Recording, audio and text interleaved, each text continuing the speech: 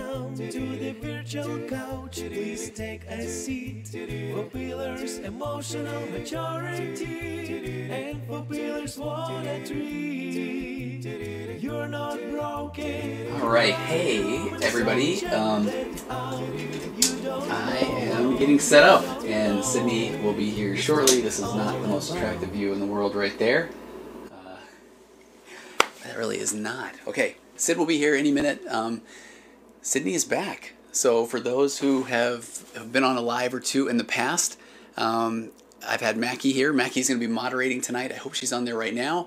And my daughter Sydney will be joining me shortly. We will answer any of your questions that have to do with all things mental health, relationships, you name it. So I am a licensed marriage and family therapist and a podcast host of the Virtual Couch, Waking Up to Narcissism. And so I would love it if you put your comments, if you put your questions in the chat, and we will answer those as they come in.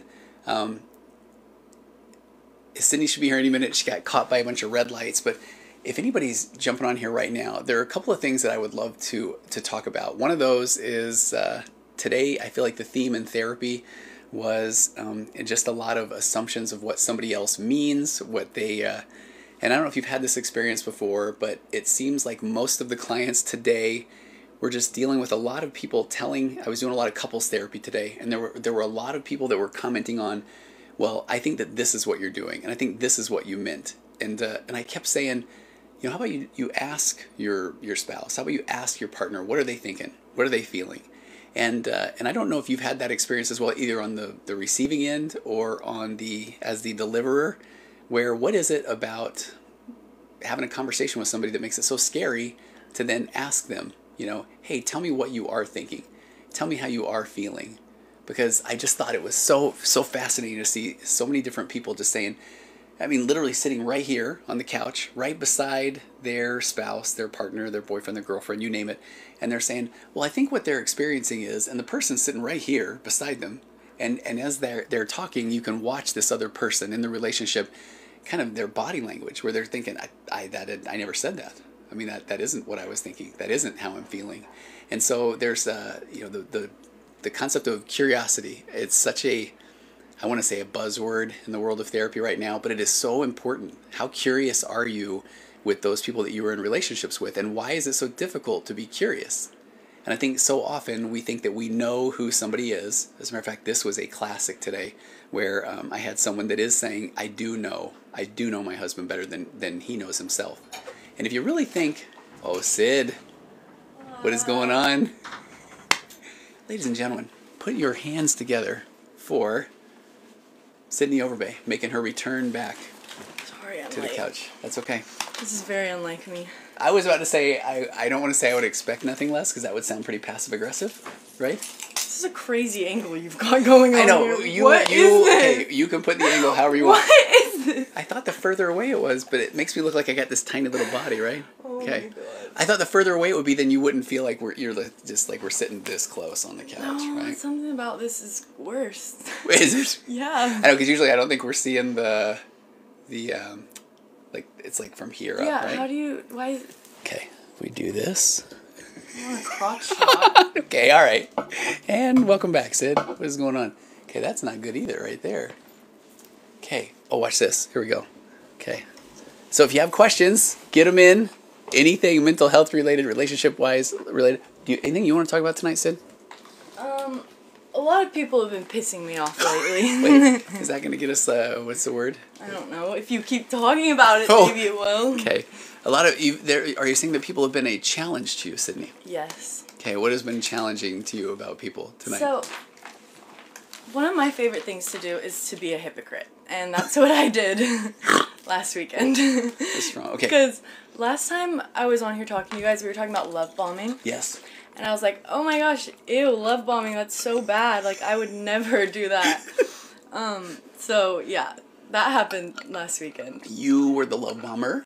Or No, you were the love bombee? I allowed it to happen to me. Okay. And I was like, oh, this is so much fun. This is so great. I'm so different.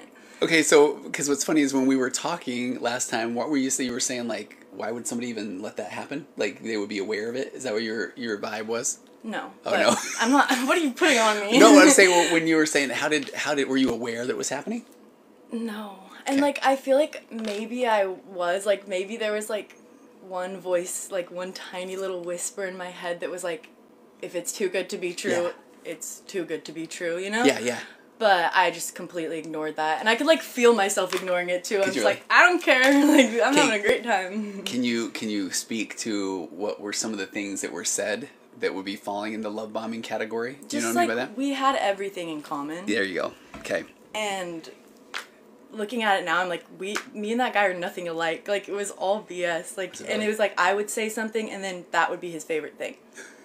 You know? Yeah. If you think of a specific, you don't have to go specific, but I mean, this is the world I work in where there's a part of us that only want to show the best version of ourselves to another person, but that's different than like, oh my gosh, I love that too, right? Because would you have, what I want to know, and I mean, I'm an old man now. It's been 30-something years since I dated your mom. That sounded like your mom. But what it looks like is somebody saying, I like scary movies. If the other person doesn't like scary movies, but they like that person, then they're saying stuff like, no, I do too. But then if you were to say, what's your favorite scary movie? They really wouldn't know what to say because they really don't like scary movies. And it's just sad because it's like, I was trying to think, like, why is he doing it? You know, it's like, obviously it's rooted in, like, insecurity. Yes. And just not thinking you're good enough. And it's just sad because that guy, like, was good enough before. Oh, I forgot to say, he lied about, like, everything, too. He was, like, a pathological liar. Like, he lied about his job. Like, he lied about... Really? He would, like, send me pictures of him in meetings that he wasn't actually in and stuff. Oh my gosh. But, yeah, it's like, he didn't have to lie to me. Like, I would have thought everything that was true about him, if it's even true, was... cool. Wow. You know? Okay. But it's, like, sad that, like, you're so insecure that you just have, like, to lie pretend about to be a everything. certain person in order to get somebody to like you, basically. Man, okay, when did you start to figure out that he was not being honest? I'm just, like, I'm very grateful for my friends because they saw right through his BS. Really? I wouldn't have even realized it. Like, I was in La La Land. Like, I was having a grand old time. Were you really? Of course.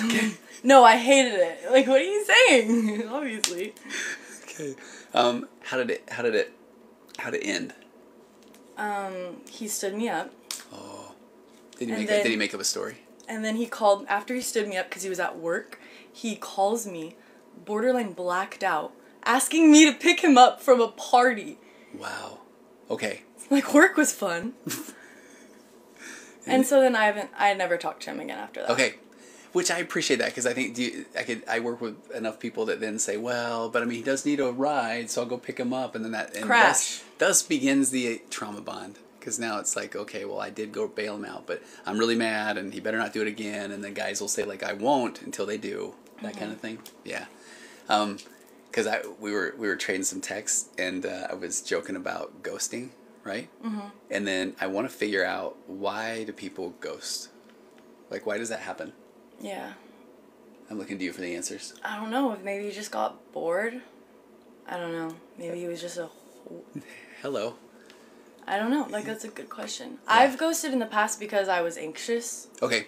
And, like, I just didn't... Like, I wanted to answer, but I just literally couldn't. And then I would just go weeks. And then it was like, oh, it's too late. Yeah. Okay. Yeah. In those times, did you feel like, oh, eventually I will get back in touch with this person? Yeah. That's how I've, like, lost, like, actual, like, friendships. Yeah. Because it's, like, fully an intentional thing, but I don't know if it's, like, the ADHD or something. I, like, can't. I'm doing better at texting people back, though. Yeah, you are. Yeah, I am. Huh. Has that been intentional? Yeah, obviously. Yeah, okay. Okay, so I've got a theory, and I want you to shoot this down, because this is where I realize the old man in me. But I work with enough people that deal with the ghosting. I want to figure it out. So I'm going to go on a quick tangent. Have you ever sold anything on Facebook Marketplace? Have you ever bought anything on Facebook Marketplace? No. Okay, have you heard about, like, the psychology of Facebook Marketplace? No. Okay, it's kind of a nightmare, and I didn't ever do anything with it. And when we were moving here to Arizona, we started putting stuff up on Facebook Marketplace, and people, I now know that there's a little button you can click or something, and it just says, is this still available? That's all you have to say. So you're constantly getting these messages that says, is this item still available? Is it still available? So I'm this noob to Facebook Marketplace, so I'm like writing a whole paragraph. As a matter of fact, it is. And let me know a time that you can stop by or whatever. And no, people wouldn't respond to anything.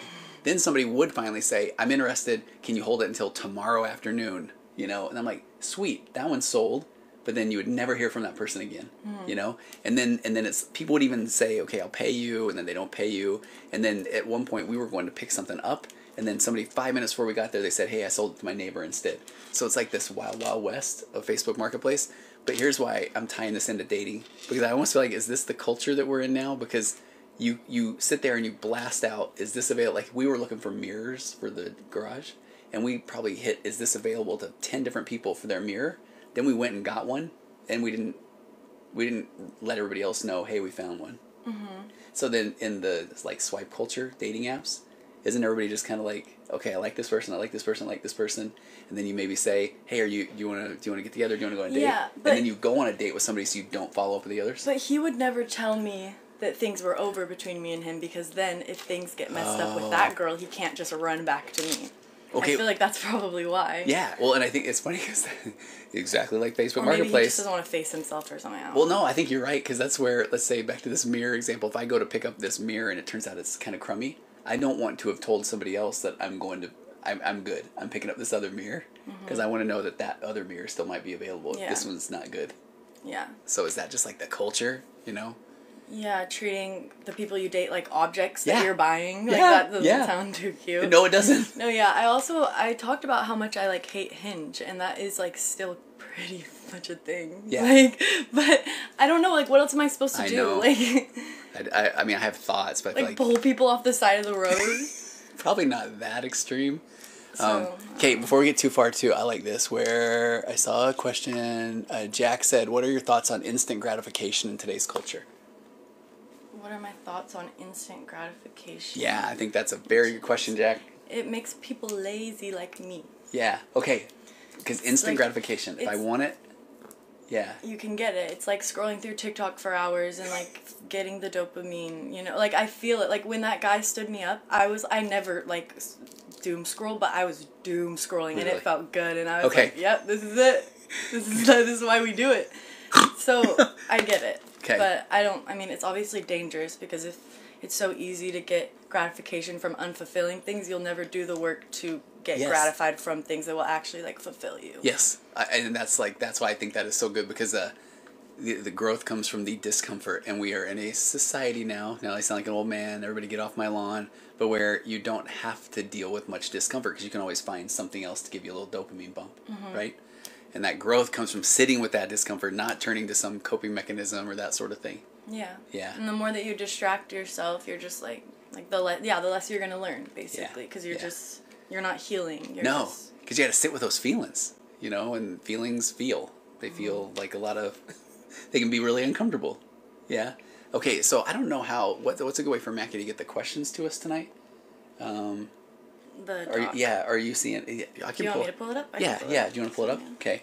So Jack, what do I think about the instant gratification? I really think that's one of those where we need to be aware that it's too easy to just get a quick dopamine bump from anything, from phones, from games, from food, from gambling, from drugs, from you name it. And so we need to be able to recognize I'm wanting that dopamine hit, and so can I sit with that discomfort, and ideally you like turn to some value-based activity. It just won't be as exciting. Yeah. And I don't think it means you can never do the fun things, no. The instant fun things. It's just like it's really, like, important to be aware that, like, oh, why am I doing this? Or am I doing this because I'm feeling, like, sad about something else that I don't want to get to, you know? Yeah, for sure. Yeah. Jack, thank you. I enjoy listening to live streams when I come across them. Thank you, Jack. Yeah, keep the questions coming. Okay, do we got another one? We could do these ones. Okay, what do we got? Okay. What can help heal or change narcissism? Can anything, or can you... Okay, this is a good question. So go find my podcast called Waking Up to Narcissism, and I released an episode today that is based on an article. Sid, read. This is the article's title. What is disarming a narcissist? 12 simple ways to do so. Okay, I like that you start laughing, because Do they come armed? Okay, well, and then it's like, you know, simple ways to disarm the narcissist. And I did a whole podcast today that I'm reacting to, I'm frustrated with, because this is assuming that, okay, oh man, I'm in this relationship, this person, boy, something seems off with them. They might be a narcissist. I mean, at that point, you've already spent 20 years and lost your whole sense of self in a trauma-bonded relationship, and you don't even know who you are. You're not just going like, is this person a narcissist? Mm-hmm. I wonder if there's some simple ways to disarm them. Mm-hmm. And they talk about, anyway, to your question, no, if somebody is truly narcissistic or they are incredibly emotionally immature, then they are probably the person that is the one that is manipulating you in the relationship, that you're the one that's trying to figure out how to show up better or different in the relationship. But when you bring something up, they immediately know how to say, well, that's ridiculous, I didn't say that, put you in that one down position. Mm-hmm. But the one thing that they said I thought was really interesting. Okay, actually, if we go through this, have you ever been around an emotionally immature person? Right now. Okay, wait. Okay. Not me. Okay, old man. Okay, but the first one says keep your cool. If you know a narcissist, you know how much they love to fight. The best way to disarm one is to keep your cool. Calm down. Hey, calm down. Why don't you just chill out? You're getting emotionally abused, chill. Yeah, exactly. Which I think that's so funny. Avoid feeding their ego. Okay, don't take it. But there's one here that says be empathetic, and this is what I built the whole episode off of. It says this is garbage right here. It says if there's one way you can reach the mindset of a narcissist, it's by empathy. You don't have to call them out or expose them. Instead, an empathetic confrontation is an effective way to get a narcissist to listen to you, and is often used by therapists to treat people with narcissistic tendencies. Everything about that, I did a whole podcast on that. As a therapist that works with people that are incredibly emotionally immature and or narcissistic, the last thing you want to do is be very empathetic, and there's no part where you are going to confront them about that, because when you show your empathy, you're basically exposing your buttons that they can push in order to get you to react. That is exactly what the emotionally immature narcissistic person wants you to do. And also that's being hey, this person literally doesn't understand empathy, so that's what you should do to fix the situation. Exactly. Yes. Okay, it's insane. And then I love how they have this in this article, by the way, which I won't even tell you where it's at because I don't even want it to get the clicks. At the top it says research based. So I don't know, researching they asked their next door neighbor, does this sound good? But this part, it says, develop a deep understanding of why they think a specific way and use this information to confront them about their behavior, which has worked with 0 narcissists in my 20 years of practice. Over a period, the narcissist may become receptive and obliged to visit a therapist or a counselor for further treatment.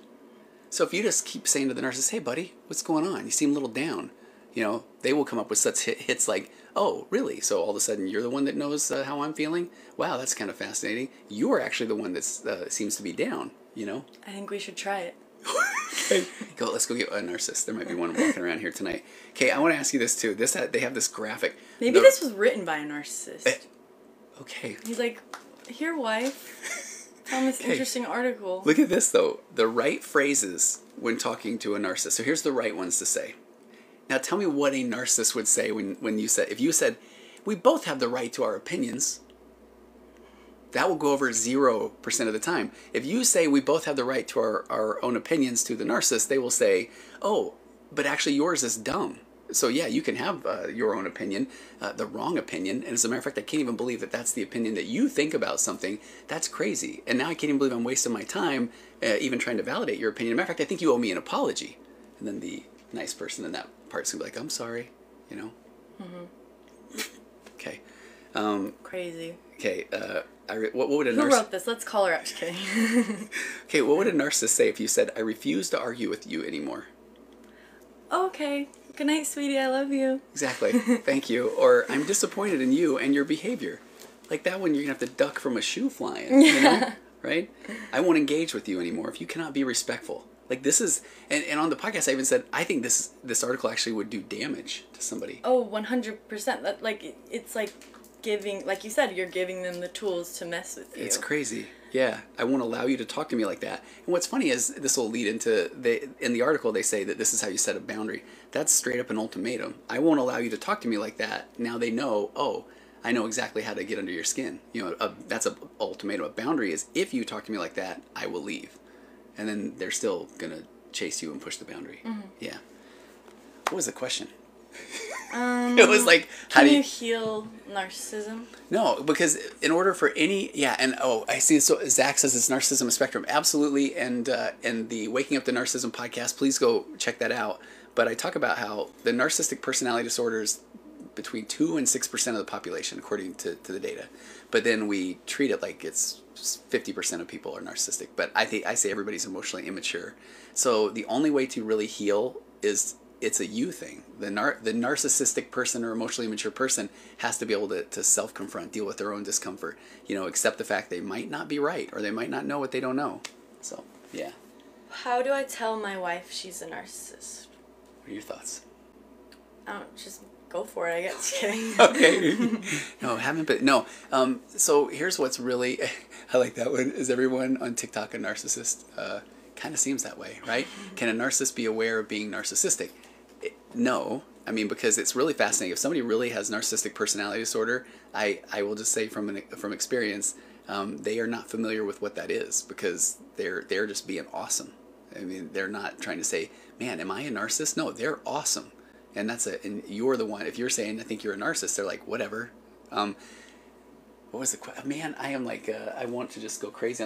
How do I tell my wife she's a narcissist? Yeah. So, number one rule of a narcissist club is you don't tell a narcissist that they are a narcissist. So, because they are not going to say, oh my gosh, I hadn't even thought about that. And the unfortunate part is that's where learning about being differentiated. This is your opportunity to self-confront and grow. Your opportunity to stop trying to get validation from somebody that is going to take your information and turn it around back on you. So you don't tell them, unfortunately. Yeah. Okay. Yeah. They won't take it well trusting me. Yeah. My therapist said I wasn't a narcissist if I was asking that I was. So which is it? Is that what it says? Yeah.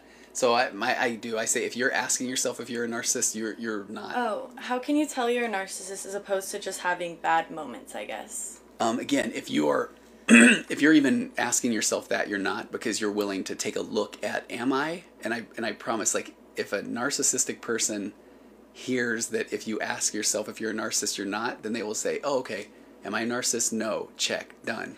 But if you're a person that's trying to improve yourself or try to figure out your relationship, you are by definition not a narcissist because you are trying to understand. And what will happen is that oftentimes the person that's in a relationship with the narcissist will feel like one because they will say, you can't talk to me that way when they're trying to set a boundary. And they are going to feel like they're more controlling, or they are going to get really reactive and angry. And they'll sometimes say, no, I mean, I was the one I lost my cool. But I like saying, but do you just go around losing your cool? Or did you do it as a reaction to the person that is not hearing you or not seeing you, or that is gaslighting you or turning things around on you? Because that's that narcissistic abuse. Yeah. What's your opinion of bipolar disorder and why is it not in the DSM? What's a DSM? The Diagnostic and Statistical Manual. So I'll just say right now, I'm not familiar enough with bipolar, so that's one that I don't know enough about. It's funny, I've got a client right now that had a bipolar 2 diagnosis for a long period of time. And now and this is where I am saying that I do not know enough about bipolar, but this person, the more that they feel heard, the more they feel understood, the more they got out of a unhealthy relationship, and they can start to be themselves and go, do the things they really enjoy doing. They have felt like their bipolar tendencies have really calmed down because they almost felt like their bipolar behavior was because there were times where they felt like, no, I can do this, and it was almost like that manic or mania state. And then there were a lot of times where they felt like I don't know how to stay in this relationship, and then they would go super depressed. So I know that's different than people that they need medication for bipolar. How do I know if I need to see a therapist versus psychiatrist? Oh, that's good. So a psychiatrist is a medical doctor, and that's who prescribes medication. And then a therapist is somebody that's going to work with you through like things like talk therapy and stuff. Psychiatrist is probably about double the price too. So would you maybe start with a therapist and then they would refer you to a psychiatrist? Yeah, kind of thing? Yeah. Because if you either way, like if you really feel like you need a medication evaluation, you go straight to a psychiatrist, and then they might even suggest that doing therapy without medication or doing medication without therapy isn't as beneficial. You might be able to like calm down your central nervous system, but now you need to tap into the tools of being mindful and and finding your values and taking action on things that matter, that sort of thing. Yeah. Yeah, like Wolf said, psychiatrists and therapy usually work well together. Absolutely. Yeah. I want to hear you talk about some stuff, Sid. Well, there's more questions. Okay, you have to answer the next one, so pick a good one. How do you combat extreme gaslighting? Okay, you have to answer that one. Dude. Dude. Who is the therapist here? Okay. So extreme gaslighting. If somebody is making you feel crazy, what would you do? With, like, their words. What would you do? I hate these Okay, hypothetical questions. that's okay. That's all right. Well, I just think so most of the time people don't really understand. Hit them? What do you want me to say? Maybe. No, I do not. That is not good. But, I mean, gaslighting is when somebody is telling you that, no, that you I never said that, or, well, you never told me you were going to do that, or that's not what you said, or, so ultimately you have to recognize that you get confident in, this is what I said, or this is what I did, or I'm pretty confident that you did say that, but you have to stop engaging with the person that's doing the gaslighting, because that's going to just go in circles until you feel like you are going crazy. Mm-hmm. Yeah.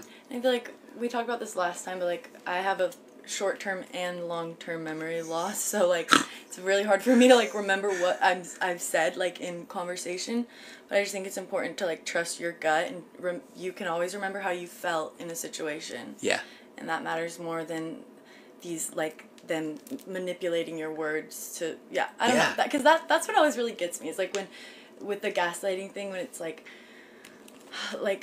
oh, but you said this specifically. Right. But it's like, okay, but clearly I'm coming to you because I feel like this. Like, it doesn't matter at that point. Yeah, no, that's good. So the communication style, these 4 pillars of a connected conversation, this is when I'm working with couples, I want them to use this framework. And the first pillar is that you're assuming good intentions or giving somebody the benefit of the doubt. So when somebody is trying to communicate to you, there's a reason why they're communicating the way they are. Now, even the emotionally immature person might be, I don't know, they might get angry, or they might not communicate in the most effective way, but you have to assume that, okay, there's a reason why. But my second pillar is you can't tell somebody else that you disagree with them or you think they're crazy, even if you do disagree with them or you think they're crazy, because right there, the second you say to somebody, I didn't say that, or you didn't do that, or that isn't how it happened, now you're going to be arguing the whole tit for tat about the minutia of the memory, when in reality our memories are pretty flawed, Yeah. Yeah. I know. But I mean, because that's where I think people in my office are arguing about, I don't know if it was a Wednesday or a Friday, and then they're like, no, it's a Wednesday, because on Wednesdays are when we go get, whatever, something happens. The guy's like, no, I remember it was Friday, because, and in that scenario, who cares? I mean, that's not what it's about, the Wednesday or the Friday, Yeah, and I think it's important to like, it's hard, especially if it's a situation where you really love the person that you're gaslighting and you fully trust them, and like, but it's just really important to like choose yourself in that moment. I feel like not let someone else control you, not because like you're not insane, like you have thoughts, like what happened, like don't let someone do that to you. Well, and I like what you're saying about go with your gut, trust your gut initially, where if you remember something that happened a certain way, let's start from there. So if somebody else is trying to tell you what you thought or how you felt or what your memory was, that is adorable, because that's my thought, my memory. And I was thinking about this the other day, so tell me, poke holes in this one. So when people are having conversations, and if somebody says, hey, I remember this, and if the other person immediately says, that's not what happened, I'm probably going to go or give the benefit of the doubt to the person that is saying this is what I remember, because the other person is they're just the first time they're met with this information, and they're like, I don't think that happened that way. Mm-hmm. It's almost like they're doing that to alleviate their own discomfort, or who knows, versus that's where we go curious. So if the person says, this is what I remember, and they're the one bringing it to you, then it's like, oh man, tell me more. Like, I might not remember it that way, but help me understand. Like, right? And that's why I feel like narcissists are just like so confused, because it's like, what? Like, no one wants to lie. Like, no one's like coming to the conversation like trying to tear you down. Like, I don't know. It just doesn't make sense to me. Well, and what I believe that too, though, because even if somebody is like literally this pathological liar or compulsive liar, for example, they're showing up that way because of, like we said earlier, their deep insecurities. Mm-hmm. And so I don't think they wake up in the morning like, how many lies can I tell today? So, like, why do you think, okay, going back to the guy. Yeah. why do you, like, why is he insecure? I'm like, was it, like, something in his childhood or something? Because it's, like, he's, like, a good-looking guy with, like, I don't know if he had a job. But he was in school. But he said he had a good job. Like, he's, like, I just don't get it. Yeah. I don't know. Okay, so I do. I think that it does come from, if you were not validated as a kid, let's just go straight to there. If you did not have a secure attachment with your parent, if your parent would only really say, great job, champ, when you were doing things, then you basically become like this human doing, you know, instead of like a human being. And so then you feel like you're only as good as the things that you do, and that's the only way that somebody's going to really care or like you, is if you have a very important job, or if you do all these exciting things. Because if you just said, yeah, I'm a freshman in college, I don't really know exactly what I want to do for a living, and I don't know, and I'm just happy to be here, the person's going to feel like, so you're obviously going to leave. But if they say, I'm fabulously wealthy, I've got this great job, my family's amazing, they're thinking, now you'll go, oh my gosh. And it's just such like a twisted, it's kind of like a projection too, because it's like, I'm not going into dating to try to find someone with a house and $1 million and a successful job. Like, I'm trying to find like a soul that I connect with. Yes. It doesn't have to do with, and that it also doesn't have to do with you liking everything that I like. You know, like, I actually don't want to be with someone who likes everything that I like. But people think that. I like that you're bringing that up. People, like, it's just, like, very... No, you're two completely different human beings, so it would only make sense that you have two different experiences. So even the things that you may like, or you're still going to have, like, a nuance, a different view of those things, which then would build curiosity. Not like, oh my gosh, we're the same. Like, that's kind of wild, if you think about it that way. Yeah. Right? That isn't... Okay, wild. So the... But my only advice I can give is... Normally, like, after that happened to me, after I, like, got stood up and all that stuff, normally I would have, like, not talked to men for, like, a full year. I was kind of ready for that. 100%. Yeah. Like, I've done that multiple times before. And if that's where you're at in your life, like, do it. Like, don't, like, be, like, choose yourself. Yes. 100%. Like, every time that I did that, it was so worth it to me. But this time, I feel like I've done that so many times that, like, I was just like, this is just one guy. Like, this is just one dumb guy. Yeah. It's not every guy. If I keep acting like it's if I go in my room and, like, eat Cheetos for a year and act like it's every guy, then, like, that's what I'm going to attract to me, you know? Yeah. So... And you have Cheeto dust all over your fingers. Yeah, that's fine. That's fine. Okay. So, I went out on another date. Okay. And it was really scary, because I was like, oh my gosh, like, the emotional exhaustion of going on 2 dates in 1 week almost. Well, with 2 brand new people, right? Yeah. Yeah. Yeah. Oh, I'm just kidding. But okay, how scary was the second one, though? It was, like, super scary at first to make the decision to go. But then, like, once I did it, like, I, like, actually wasn't really anxious at all. And, like, I felt confident. And, I don't know, if you're ever feeling, like, anxious about a guy, just think about, like, how disappointed you were after that. And how, like, not worth it was. Yeah. For any of the anxiety. Yeah. So I just, like, took that. And I honestly had a really good time, so. Did you really? Okay, so for now. Never hear me singing about another man ever again. Ew. Okay, but I like it and tell me if I'm missing it here though. But so did you go into that second one with more of just it just kind of is what it is? Exactly. I'm going to go be myself and we'll see what happens. So my problem was with the guy before that is I did the thing where I, like, had an entire version of him in my head that wasn't real. Like, he was lying to me about everything. Yeah. But on top of that, like, I had a whole different him going on in my head, you know? Yeah. Like, I just, like, it wasn't... I made so many assumptions, and... Okay, are you open to telling some of I put those? so many attachments onto the date, and, like, I got so excited, and it's, like, when he stood me up, like, I kind of realized that it's, like, okay, well, he actually didn't owe me anything. Okay. Like, I really just let myself down. Okay. You know? Yeah. So then for the second date, I get no assumptions. I don't care. I don't care if you're a frog. I literally do not care if you're 2 feet tall and you said you were 6. Like, I don't care. Yeah. I'm just gonna, like, just going in. Be an observer of this. Yes. And you're gonna say things to me, and my brain's things are gonna come up and come out of my mouth, and I don't care. You know, like, I was just, like, so done, like, feeling, like, anxious about it. And so I like did the whole like fake it till you make it thing, and I actually did like feel actual confidence for like first time in my life for like 5 minutes on the way there. Okay, and then it went away. It did. Okay. And then I got really scared, but then it was fine. And then it was fine, and everything is fine. And like I'm gonna take that energy into like everything for the rest of my life, because like it's like so like a waste of time to be anxious. And I know if you're anxious right now, you're gonna be like, yeah, it must be nice to be able to decide. Like I don't mean that. Because you've had plenty of anxiety. But like yeah, like all of yesterday I was anxious for the second date, but I didn't I don't know how to say it. I was anxious. But you accepted that you were anxious? It's like I felt anxious, but I wasn't, like, Sydney wasn't anxious. Yes. Yeah. You know what I mean?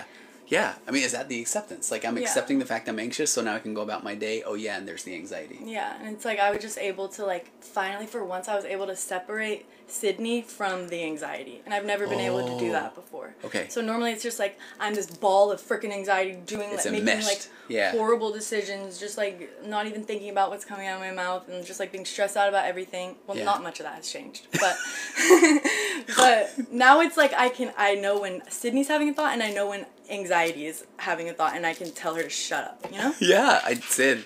Can I take credit for all that? No. Okay, all right. Slight, though. Okay. Slight. Okay, but what I like about that, too, is there's a thing called narrative therapy where you externalize the emotion. And so then it's like, yeah, I'm Sydney, and then when I am in this situation, then here comes anxiety, and it, like, descends upon you. So then you can kind of look at it with more curiosity. Or when I deal with people that have, like, certain addictive tendencies, then they're a good person, but then when they get down, they feel like the hungry, angry, lonely, tired, then here comes the knock on the door of the addiction, whether it's, you know, corn, alcohol, gambling, you name it, that comes when they feel a certain way, but that's not who they are. Yeah. No. Exactly. And it's like, before, my whole life, I was never able to separate those two. So I just thought that, like, what it meant to be me was to have my heart racing all the time and to be, like, stressed and to, you know, like, be my hands sweating. And it's like, no, like, that stuff happens to me, but, like, that doesn't have anything to do with how I carry myself or how I feel when I enter a room. Yeah, you know what I mean? Oh, absolutely. Because that's where you're having a better relationship with your thoughts. Because that's where I think when people are they're so afraid of being anxious, they'll avoid things that will cause anxiety. But if you accept that I will be anxious, then I can also accept that I will also probably have fun, and I might go on an adventure, and I might see things I haven't seen before. Yeah. And there's my anxiety also. Yeah, and I had that kind of realization, because I wasn't going to go on the second date, but I was like, okay, well, I'm anxious every day. Even when I'm sitting in my room staring at a wall, I'm anxious. So I'm gonna get anxious whether I go on this date or not. So might as well, like, do it and then, like, have something to talk about or think about, you know? Yes. Yeah. And, like, that's what happened. So definitely recommend it. Oh, or do I? I don't know. Like, why would you not? Dating. Okay. Okay, but so can I say though, when people say to me that they want to have a connection with somebody and they want to go in relationships, then if I say, oh, it sounds like you want to go on a date, and they're like, no, because I don't want to risk that it might not go well, and I feel like people kind of put themselves in a little bit of a stuck situation, because it's like they want the relationship, but they don't want to risk the fact that it might not go well. So that, like what you said earlier, am I just going to pull somebody off the side of the road? Yeah, because you actually have to go out there and interact with people in order to learn about yourself and then see if there is somebody that might fit. People don't interact these days, Tony. I know. What's up with that? I'm kind of fine with it, honestly. Just kidding. Okay, that is where I start to feel very, very old. Did you see the Tesla robot? Did you see this? No, I'm so over Tesla. Okay, but no, it's a robot. If you look it up, it's like a literal robot, and I was talking to Mom about it. And it looks like, I mean, you're going to be able to buy one in a couple years, 20, 30 grand. And everyone's going to have one. Right. And the cars are going to be flying. Okay, there was talk of flying cars when I was a kid, and that was literally like 35 years ago, which is a trip. So they're still not here yet. And everyone said that everyone was going to have the Teslas, whatever, but everyone just makes fun of them now. Okay, but look at the robot. Okay, Tesla robot. The only reason I mentioned this is when you just said, I forget what you said something. See, look at that. Whoa, this is sick! Okay. I don't think you were being serious, Sid. Okay, but look at that. Oh my gosh, this is fantastic. Okay, but no, we have a problem with this because they were talking about how you can have it wake your kids up in the morning. You can have it, mow your lawn. That is trauma waiting to happen. I know. And then plus the parent gets to completely opt out of parenting and let some cyborg, like, take care of their duties. Talk about lack of secure attachment. Oh. But we talked earlier, lack of secure attachment. I mean, there's going to be a whole new realm of therapy opening up about people that have an attachment with, like, a robot. you know? That's already a thing. There's like AI girlfriends and everything. I just said I want a robot girlfriend right as you said that out of your They mouth. already got them. Google it. I'm scared of you. Don't stick around here. Actually, stick around. Bicentennial You man. need therapy. It's okay. Robot therapy. It's a whole other thing. I'm pioneering They're this. gonna replace your job. I like to think that my job is fairly secure, but I've seen some of the people interact with like ChatGPT and ask it therapy questions. It's not bad. Yeah.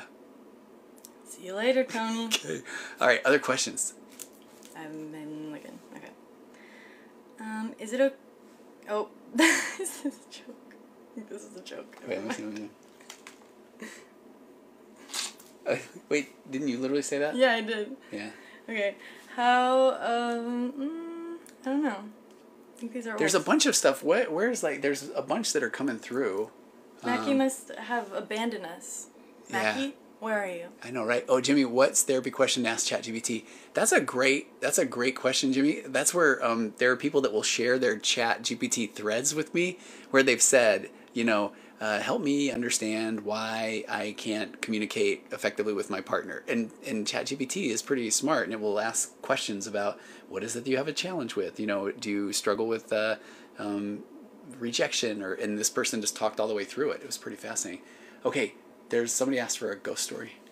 And we had one here last night, you right? Guys, Okay. this office that we are literally sitting in right now is freaking haunted.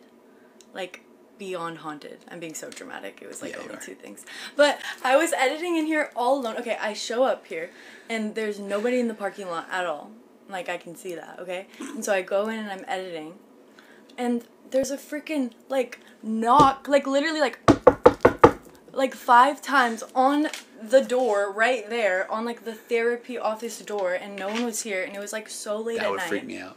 Dude, it was so creepy. I literally, like, opened the door. I'm holding scissors. I'm holding scissors like this, like, over my head so I can, like, stab it like that. Okay, but ghosts. And then I'm just, like, looking back and forth in the hallway like an idiot, and nothing was there. Right? So then I went on, like, a walk or something. I don't know. Something strange. And I come back, and still no cars here. Right? But there is a light in the room over there. Yeah, right across the way. Out this Or no. freaking... Like, at that person right there, I don't know who they are. And there was a light in there, and I hear laughing. And so I just... Oh, wait, I didn't know this part? Yes, and so I just come back in here, and I'm just like, okay, so I'm gonna die right now. Like, this is so weird.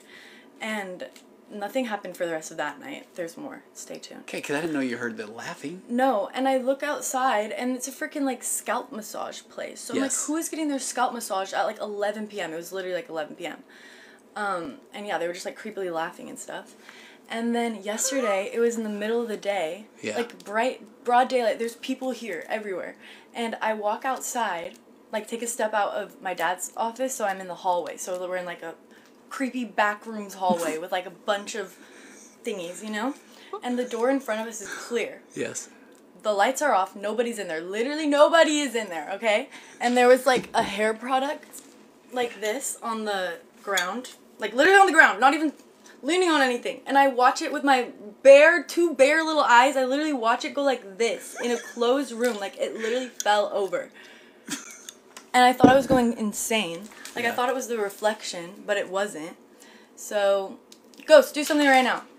Okay, so now to follow up on that Dang it. story, I then came here last night to do some recording, and you had said that fell, and I'm going to be honest, there's a part of me that's like, what if I get here and that it has not fallen? Then did Sydney make it up, or did the ghost put it back on the shelf, but more stuff had fallen? And do you remember what I texted? Did you read the text No. that I sent you, Mom? You didn't? Wait, I wasn't listening to you, to be honest. What did you say? Then I came here, and it was like it had fallen down. Like, more things had fallen down. In there? Yeah. Did you read the text? Did you watch it Didn't you happen? say earlier that you're starting to read text now? Yeah, I was lying. Okay. I told you I'm a hypocrite.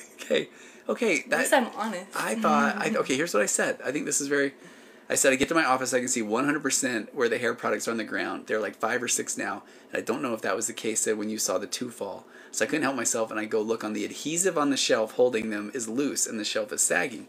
But the funny thing is that what if you Why saw... are you bringing this No, here right because listen now? to this. I see if you read this. No, Rationalization? stay down. Hold on. So I couldn't help myself. Okay, blah blah blah. but the funny thing is, what if you saw a couple fall and the nail people see or hear a couple fall, people next door? So then is it just coincidence, or did the mischievous spirit decide to drop a couple here and a couple there and then bend the adhesive a bit so that somebody could totally discount it?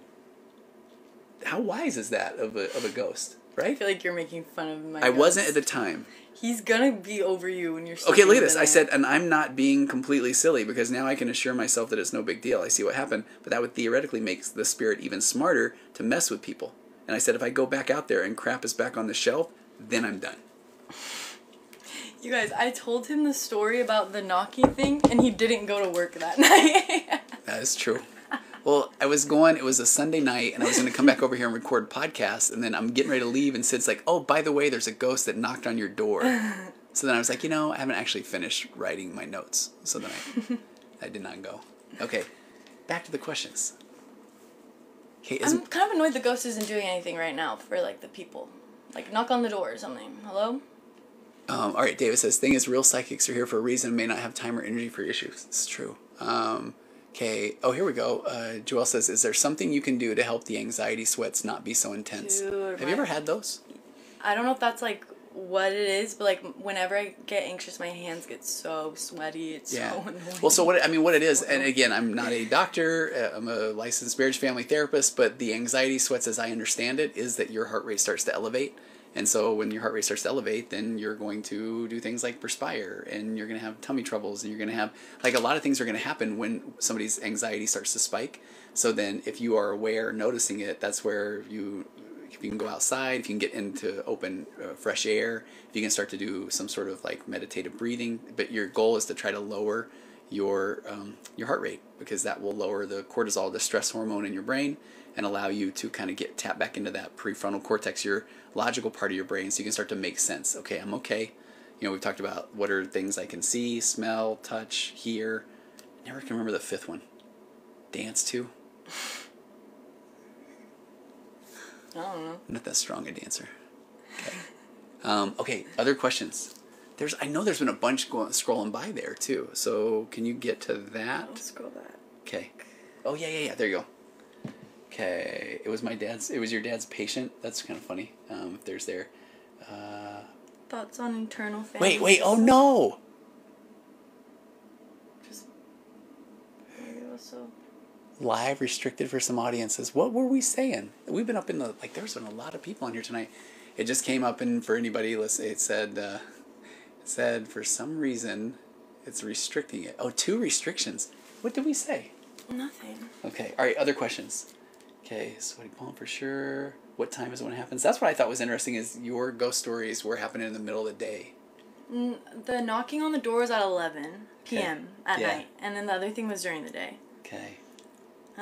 Thoughts on neurons that wire together, fire together? Yeah, absolutely. Tanner, great question. And this is, I first heard about that concept, the neurons that fire together, wire together, from the book The Body Keeps the Score by Bessel van der Kolk.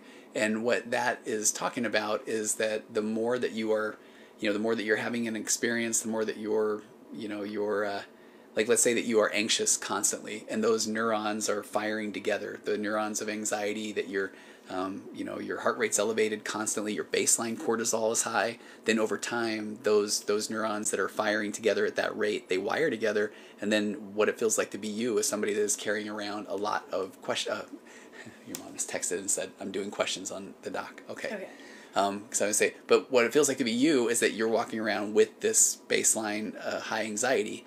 And I think the significance of the neurons that fire together, wire together, is if you do any behavior for a long period of time, then that is what your brain starts to say, this is what we do.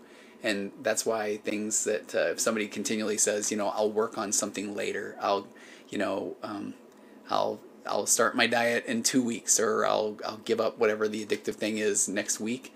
Then if you tell yourself that long enough, then those neurons that fire together, wire together, and then what it feels like to be you is somebody who continually kicks that can down the road and doesn't take action. And that's why we talked earlier about you have to deal with the discomfort, and discomfort is not something that we like to sit with. But if you really want to make change, you're going to have to change through the uncomfortable feelings. And then it will get easier. Yeah. Okay. The restriction thing is such a bummer, because we just went in third. That is so fascinating. I do want to know what we said. but who knows? You can say anything on here and they'll get mad at you. Yeah. But what's funny is we're talking about ghosts at that point. Yeah, literally. Could you talk more about getting the confidence to start dating? Okay. So I'm curious, do you have, they might be talking to you. I used to be like a very like fake it till you make it kind of person, and I didn't really like know what that meant. Then I heard you say something when I was editing that I think kind of clicked to that, and it was like you're like never gonna truly feel the confidence like until you do the thing. So it's like, yeah, I mean you just kind of have to do it. You're listening to that? No, I was editing it. Okay. No, so the confidence, the concept there is one of my favorite books. It's an acceptance and commitment therapy. The therapy model I like is called the confidence gap. And what it's saying is that we typically tell ourselves, when I'm confident, then I'll do the thing, like dating. But you have to actually do the thing to get the confidence. Yeah. Yeah. And I think for me too, what helped me is like when I was dating like years ago, I wasn't dating like for myself at all. I was dating for validation. I was dating because I wanted a boyfriend. I was dating because I wanted someone. I didn't really care who it was. You know what I mean? Yeah. And now I feel like now I'm finally dating for myself. And so it's like when you really put yourself in that mindset, like dating isn't scary at all. Because it's like, like I'm doing this for me. I'm not like scared that someone's going to like me. I'm not scared someone's not going to like me. It's about if I like them. Yes. And if they don't like me, then why would I like them? Yeah. So I feel like for me, switching my mindset and like making it about me really helped me, because it's like, I would get so anxious before dates, like all day get so anxious, and I would be like thinking in my head, I'm like, okay, how am I gonna say hi to them? What is the first conversation gonna go like? Do I have any funny jokes I can slip in? Like literally all this, and like my whole life would just be miserable because like every day I'm waking up and planning it for somebody else. But it's like if you just live like completely for yourself, like that is the most like freeing, relaxing, fun thing ever, because you're just like here living this human experience, doing whatever you want, you know? Okay, mic drop. Can I, right? Well, because what can I say cliche that you reminded me of there that I think is so good? When you said that you would get up and you would think, okay, what do I say, or how am I going to interact so that people will like me? And I think this is the concept of where it sounds so cheesy, but if you like yourself, now you're just interacting with others, and you're not worried. If they say, I don't like the way you do that, then you literally can say, well, that's a you thing. Like, tell me more. What is it that you don't like about that? Because I'm good with myself, you know? Mm-hmm. Yeah. That's fascinating. That is. There's every now and again, I just had this happen again, where somebody was reviewing one of my podcasts and they said, you take too long to get to the point. And I just thought that was interesting, because I think 10 years ago when I first started podcasting, I would feel like I had to defend myself and say, I don't even know what I would say, because it was kind of silly back then. But now I actually got to my point when I did. So the fact that somebody else thinks it took me too long to get to my point, they don't know how long I was talking. So that's where now I realize, oh, well, tell me what your experience was, because I'm good, and I think that's one of those where when you know that you're okay, then you're showing up pretty calm and grounded and more curious. Yeah, because I think I was very like insecure before, for sure, and I didn't even know I was insecure. Yeah. So I was just like grabbing for attention wherever I could get it. Yeah. But don't do that. Don't do it. David said, yep, know yourself. Your foundation is yourself, or should be. And Dennis, that's a great way to look at dating. Yeah. So that's very helpful. And then it's like, it honestly like takes away the anxiety. It doesn't literally take away the anxiety, but it takes away like all the pressure. Like literally takes away all the pressure. It's like, nothing matters. Like, because I would just think like a million thoughts, like, what if there's an awkward silence and it's longer than 4 seconds? Yeah. Yeah. I'm pathetic. Like, you know what I mean? Yeah. It's like, no, like it doesn't matter. It's your job for some reason to carry the conversation too. Doesn't matter. And we don't have to go through all these, but these 4 points of balance when it comes to the concept of being differentiated. So differentiated is about learning about yourself in a relationship. Like you're learning how to balance your own autonomy while you're connecting with somebody else. And the first point is this developing a solid and flexible sense of self, which means knowing who you are without needing others to tell you. And I think that right there is, I don't need somebody else to tell me, because I know I'm okay. And I know that can take time. And then being authentically yourself in the face of pressure from others to be something you're not. So if somebody's saying, I think I would like you better if you did this. you know? Yeah, and where I'm at with it now, it's like if you have a strong sense of self, like if you're strong enough with your sense of self, then like when people are criticizing you, that just tells you everything you need to know about them. Yes. It's like, why are you trying to control me? Why do you think you know what I can do? Okay, like clearly you are a little further back on your journey of enlightenment or whatever. Yeah. So stick back there, you know? Yeah. And it's like, I know who I am. So that's like, I really hope that everyone can like feel that, because it's like a good feeling, and everyone deserves to like feel confident in their own skin. You know? Do. And if somebody is trying to tell you what they think you are thinking, feeling, or doing, then that's a them issue. They're weird. They're weird, right? Okay, let's see. I screenshotted something earlier today that I think is about that. And I can't find it. One thing that's special about me is like my laptop can die while it's plugged into the fastest charger in the world. How does that work? I don't know. I just have like, I'm too powerful. Okay. Okay, can I read a couple things for you? Whoa! See that? Cat-like reflexes. Okay. It's a ghost. Here we go. Tell me your thoughts on these. I think I ran into these today. Unlearning is of the same importance as learning, because to unlearn something is to be conscious of what we have learned and our ability to change it. I like that, unlearning something. I had to unlearn so many things in my life. I could definitely relate to that. Yeah, right? 100%. And I think that people they get into this echo chamber and they just continually look for things to validate what their experience is, versus it is that thing about having some critical thinking skills, being able to question the way that you show up at certain times. So like you're doing that. You had to unlearn that you had to try to be somebody else so that somebody would like you. Mm-hmm. Right?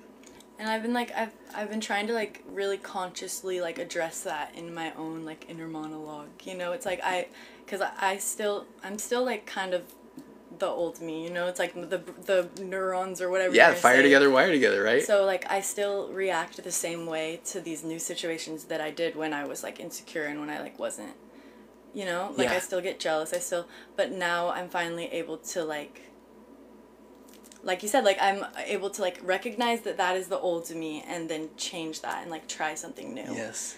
And it's obviously better. It is, but it's scary for some people because they are only used to the way that they've been showing up. And that unknown, the fear of the unknown.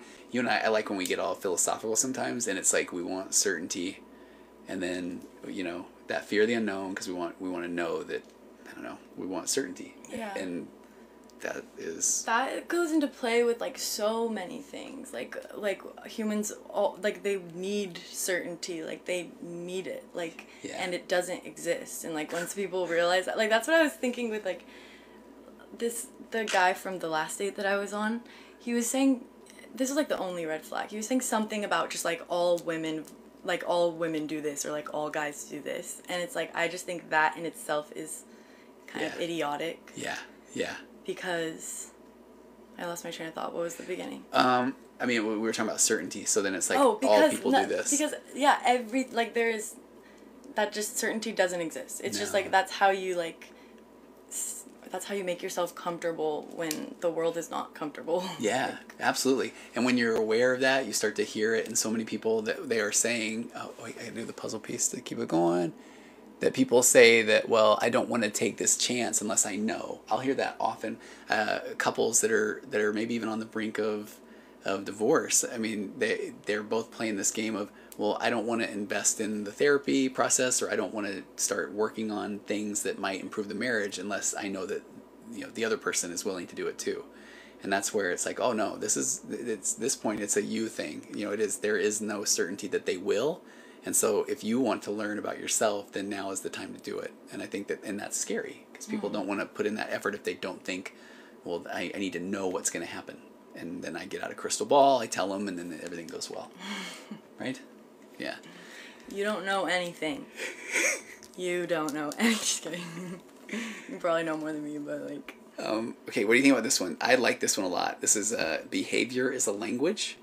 And the loudest way you can tell your partner that they matter to you is by showing them. Yeah, that's totally like an actions speak louder than words thing. Yeah. Yeah, that's how it felt with the first guy. This sounds like I'm a hoe in this episode. That's how it was. It's like he was like telling me everything that I wanted to hear, but his actions were showing the complete opposite. Yes. And like I remember like he was like calling me the next day trying to like explain why he stood me up or whatever, and it's like that. It was very much that. It's like what their actions are showing are what you should listen to. Yeah. Because they'll say whatever they want. They'll say whatever you want them to hear. Yeah, to alleviate their discomfort, to give you what you think is validation, but then you now feel like, okay, we're good, and that person just got out of their discomfort, and now they're just going back to doing whatever they want. Okay, somebody earlier had asked about attachment styles, and I want to throw some things out there that I've been looking at, because there's the anxious attachment, the anxiously attached, and there's the avoidant. Do you know what you are? I think I'm avoidant. Okay. But I do find that interesting because I don't know, can it change? Because in my very first relationship ever, I was anxiously attached to him. But I think it's because he was cheating on me. Okay, yeah. And then now now I definitely push away, but I feel like it's because of walls that I've put up since that relationship. Yeah. So yeah, I try to be aware of that. Okay, so they're the two primary attachment styles in attachment theory, but what is really interesting is, so anxious attachment, they tend to fear being abandoned, rejected, or underappreciated. So they may crave intimacy but have trouble trusting, be preoccupied with their partner and whether they love them back. So they're overly obsessed with the relationship, continually thinking about the relationship. They exhibit clingy or maybe jealous behavior, and they typically have lower self-esteem. Yeah, that was me. Okay, so then that one, you were anxious. Do you love me? Do you love me? Yeah, right? Am I pretty? Gosh. And then they might, even if they say, yeah, but if you're like, well, that didn't sound very convincing, right? Are you sure? Like, but then avoidant, and I've been really, really digging in on the avoidant attachment piece. So they avoid emotional closeness in relationships. They withdraw and cope with difficult situations alone. They typically suppress their emotions, and there's a deep-seated fear of equating intimacy with a loss of their independence. So, oh yeah, that hits. It does it? Yeah. Okay. Totally. But I think what's really interesting is that the anxiously attached person will continually, again, think about the relationship. They are typically the ones that I was talking with a client last week that was saying they're the ones that are reading the books, they're doing the podcast, or whatever, and then they go present this information to the avoidant attached in the relationship, and it's almost like that person can just say, yeah, I don't like that. And then the anxiously attached goes, okay, I'll go figure out more. But then the avoidant attached is like, now I'm back to just doing the things I was doing. They're not thinking, oh my gosh, like that would be really sad if this person is feeling that way. So I need to look at myself. What can I do? And so then the anxious attached will continue to keep going back to the avoidant, and it just kind of creates this cycle where the anxious, what's wrong with me? I'm gonna step back. I'm gonna try to fix myself, but then that makes me feel more anxious. And I need some certainty. But then when I do, it's. So how do you solve that? Is it just trying to become more differentiated rather than depending on each other? Well, and it's a good question, because the that's where I say we're all emotionally immature until we're not. So both partners are showing up immature. So the anxiously attached needs to know they need to do all the work they can to show up and say, I am okay, and not I'm okay if you tell me I'm okay. But the more difficult piece is trying to get or talk or convince the avoidant person that, okay, there are ways to show up different in the relationship, but it's going to take a lot of work. And the avoidant, the nature of the avoidant is to, I'll deal with it later, or I don't even know if I will deal with it, because actually I'm okay. I mean, and it's not like they're saying I feel great, but it's like, I don't know what I can do. And the anxious is over here saying, hey, here's 15 books and 12 podcasts that I've listened to. Listen to them. We can talk about it. But if the avoidant's kind of saying, I don't want to do that, then the relationship. So why is the avoidant not doing it? Because they feel like there's they're being controlled, or or is it a fear of losing their independence because they're putting so much work into the relationship? Yeah. Because what if you now put yourself out there and you find out that, oh wow, here's one that I think I see often is, what if the avoidant, the avoidant is almost subconsciously feeling like, wait, if it's something I could have done something about, then that means I probably could have done something about this a long time ago, and that feels too vulnerable, But the anxious attached person is saying, I promise you, I don't care if it's now or 10 years ago. Can we just have this deeper connection, Yeah. There's a lot here too, and I think this is interesting. Attachment styles stem from how you were treated by caretakers while distressed as a child, and as an adult, the behaviors most commonly rear their heads at times of stress. and yeah, and they can shift a little bit. And although the styles form early in childhood, they can change over time, kind of like what you were saying. So somebody who's insecurely attached as an infant, they might experience a really warm, responsive caregiver later, or maybe a school teacher, a best friend. They can shift your attachment style. But then we typically find ourselves in relationships with what is called a familiar. So it's like what felt familiar to you in your childhood. So anxiously attached people typically find themselves with avoidant because their caregiver didn't necessarily validate them or pay much attention to them. So it's almost like the anxiously attached, that's what feels familiar. Okay. Is that I need to find somebody that I can beg to love me. Yeah. And if they were in a relationship with somebody that's saying, I love you, they're almost like, whoa, that's a little too much. Isn't that funny? And that's where you would go for the more toxic person. Yeah. And then the avoidant attached is typically somebody that grew up and there was maybe, you know, their caregiver was overwhelmed, or their, you know, it's the, I don't know, there's a lot of the hallmarks of it are people that just grew up and they had to deal with things on their own. So then they just, that's how they show up. So they, you know, and that's the part that is challenging, because the avoidant attachment can default back to, I'm okay, I'll deal with it on my own. And the anxious attachment is saying, I've been begging to be seen my entire life, and they'll continue to do so. Yeah. Both fears of rejection / abandonment, but different response. Yeah. No, that's good. So, what would it mean to be healthily securely attached? Securely attached. That's just what it is. Yeah. That would just be to be like differentiated. Well, and securely attached is that it's I'm able to express myself to my spouse without that fear of abandonment or rejection. And then that would be more of the anxiously attached, and the avoidant is going to be able to, you know, kind of acknowledge or admit the things that they don't know that they don't know, and they typically will have to start kind of doing a little bit more of their own work to see why it's so hard to show up and lean in and be open and vulnerable, that sort of thing. Yeah. Oh yeah, both fears of rejection and abandonment, but different response. Let's see. Oh, okay, look at that. Random, but did your nose piercing hurt? I was curious about that. I don't think it did hurt. I don't think it hurt that bad. I think it might have hurt like as it was happening, but no, the healing didn't hurt at all. Yeah. So it was so worth it, and you should get it. Do you ever take it out? No. Okay. Okay, the attachment stuff is fun to talk about, though. There's I read this book kind of twice, more like 1.5 times. I should pull the title of it, but it was about how to love an avoidantly attached person. That isn't the exact title.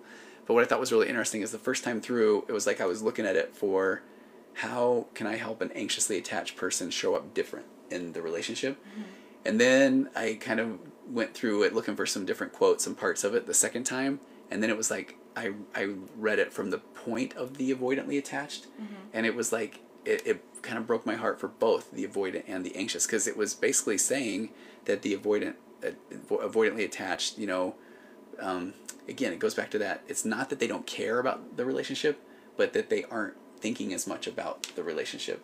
And at first when I read that, it was like, oh man, how do you break that to the anxiously attached? But it doesn't mean they don't love them, but it just means that that just isn't what they're thinking about constantly. Yeah. Yeah. And it's like, maybe that isn't even really a bad thing, though, because maybe like the anxiously attached person is only thinking about the relationship more because they're stressing about it, right? For sure. Yeah. You know? Yeah. Because it's like I mean, I would hope in like a super healthy relationship, I'm not thinking about my husband every second of the day. Yeah, for sure. Like, yeah. I have other things to think about. Yeah. But that is interesting. Okay. How much more do you want to do, Sid? I don't care. 5 more minutes? Sure. Okay. Okay. Any other questions? Oh, did you look on the document? Mom's document? I don't know, Mackie, you're fired. Why did you fire Mac? Because she stopped doing the questions. Did you? I think Mom did, though. Yeah, I can't get into here. Okay, all right, I can do it. Okay, let's see. And if anything, we'll have them for a future episode. Okay, so if I look up, okay, here we go. All right, questions. Let's do a rapid fire. You ready? Okay, here we go. Okay, I'm a new grad nurse. Just recently started work. Any recommendations for pre-shift anxiety?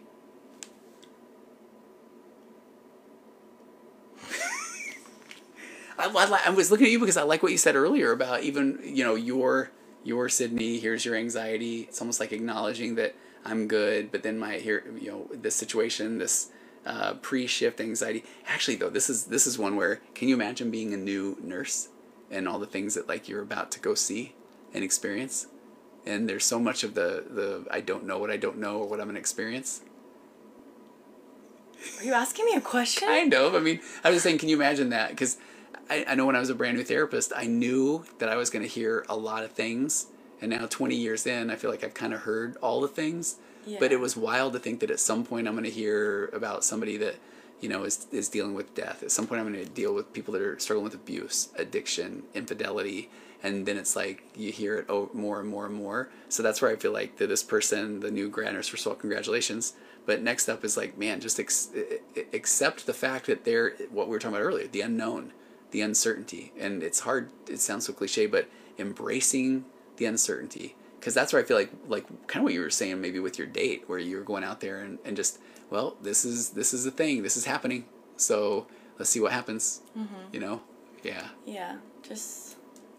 Yeah, I mean, you're a literal nurse, so like you deserve to be there, like you're smart enough to be there, like don't forget that. And then I guess it is just kind of like throwing yourself into it. It's like the worst solution it's kind ever. Of. Well, I like Sublime Toad says music's great for anxiety before going into a shift, at least for myself.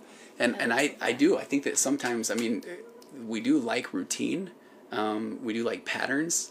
And so then kind of talking about we want certainty, if we can develop a pregame ritual or, a song that I like to listen to on the way in or something like that, it will kind of start to, it's called the concept of the relational frame, where what your brain will start to do instead of going like, oh crap, I don't know what's going to happen tonight. It's like, okay, here we go. I listen to this music. I drive a certain way, I park, and now I'm basically saying like, hey, get some OCD, that'll help. I'm not saying that. But then routine, our brain does like patterns and routine. Yeah, and I feel like anxiety, at least for me, like when I start to get really anxious, it's when I'm like thinking about all the things that I'm gonna have to do, and I'm thinking about them all at once. It's like, luckily, you only have to be in this very moment, it's like you'll take it one step at a time, and like it won't be as hard.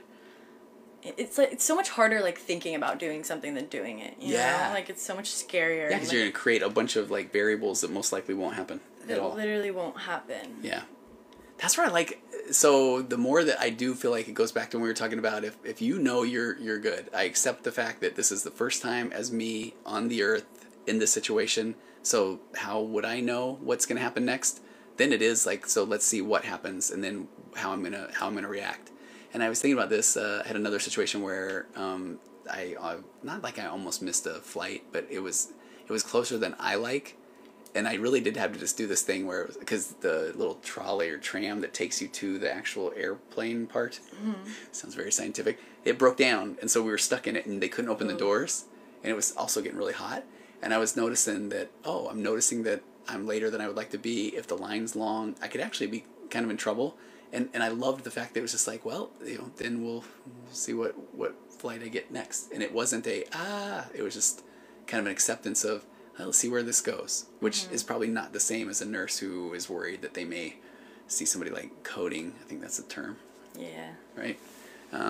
Okay, this person says, why do I find myself more attractive to people I find opposite than similar to me? Do you know that one? No. Okay, do you find yourself more attracted to people you find opposite? I don't know. I don't feel like I have a type or anything. I feel like I just like get along with people, or I like don't get along with them. Okay, yeah. So to this person, 101 music.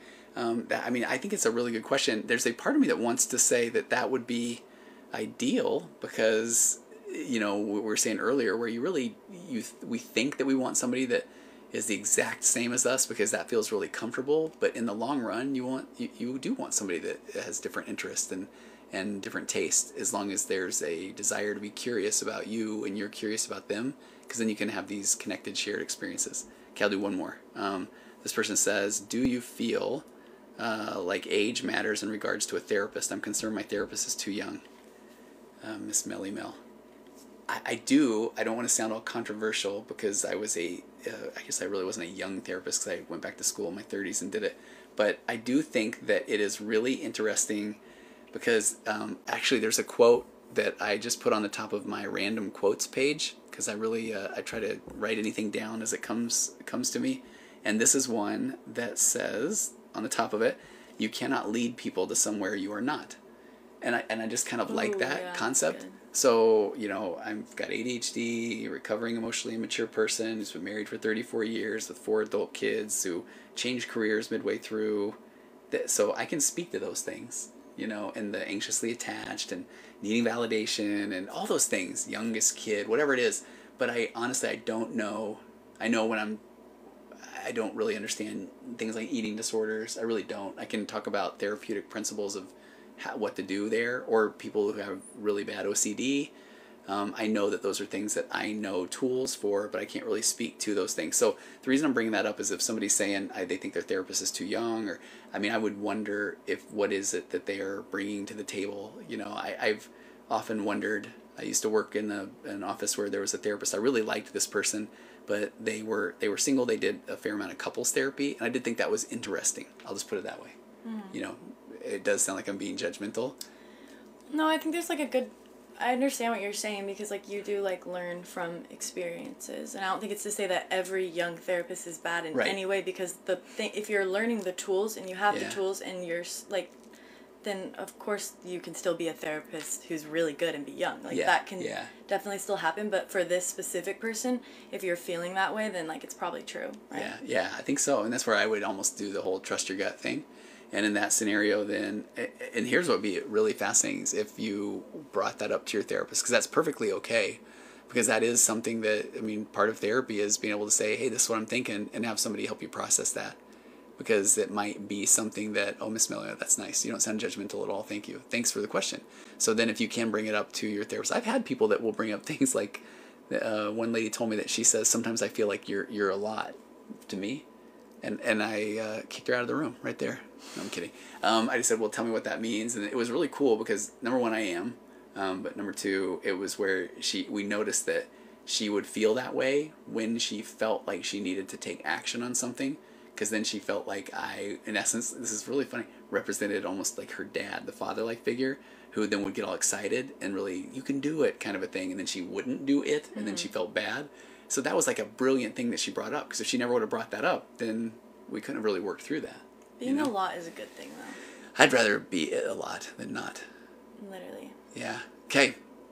Sydney, what a joy to have you back. What a joy. It was, right? So joyful. Okay. I got us restricted. You did. 2 restrictions, no less. Yeah. Look at that. That was so funny. I think earlier, for the insider baseball stuff, we were sitting around, 300 people on there all the time. It was kind of impressive. And then whatever we said, boom, boom. And now it's been like low-key 50 the whole time. I bet it was the guy that stood me up. Oh, said Should something? I give his name and address? Just kidding. Let's do it. His name is... right. Okay, hey, thanks everybody. Have an amazing week, and we will see you next time on This is a podcast. All right, good night, everybody. Oh, glad they found us. You are human, so check that out. You don't know what you don't know. It's what it's all about.